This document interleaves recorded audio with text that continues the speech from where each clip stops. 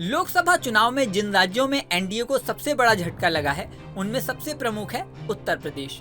यहाँ भी जिन सीटों के रिजल्ट सबसे ज्यादा चौंका रहे हैं, उनमें से एक है अयोध्या।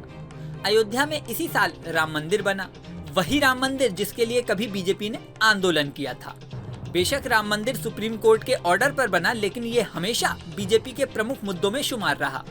दावा तो यहाँ तक किया गया कि पूरे देश में बीजेपी को राम मंदिर की वजह से फायदा मिलेगा, लेकिन जिस अयोध्या में राम मंदिर बना, बीजेपी कैंडिडेट लल्लू सिंह को उसी अयोध्या में करारी शिकस्त का सामना करना पड़ा है।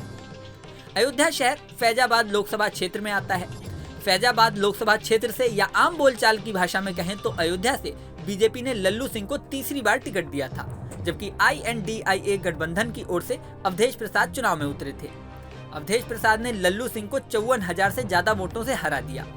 बीजेपी को अयोध्या में हार क्यों मिली, आइए इसे समझते हैं। मीडिया रिपोर्ट्स के अनुसार बीजेपी का पूरा फोकस अयोध्या धाम पर तो भरपूर था, लेकिन अन्य क्षेत्रों पर नहीं।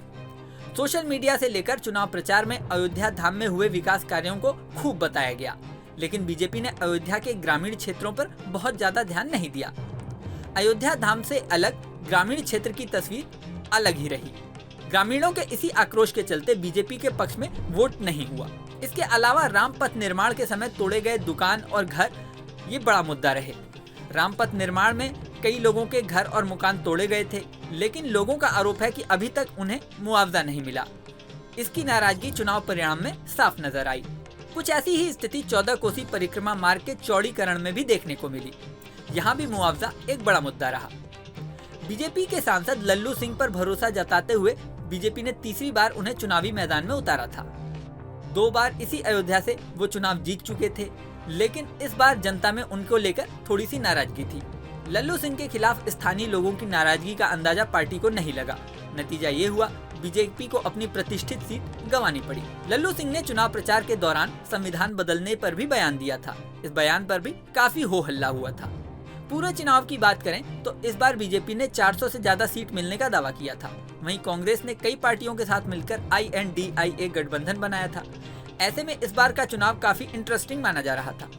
INDIA गठबंधन ने एग्जिट पोल के दावों से बेहतर प्रदर्शन किया, लेकिन बहुमत के आंकड़े से काफी पीछे रह गई और सिर्फ 230 सीटें ही जीत सकी। बीजेपी बेशक इस बार भी सबसे बड़ी पार्टी है, लेकिन साल 2014 और 2019 में बीजेपी को अकेले ही बहुमत मिल गया था।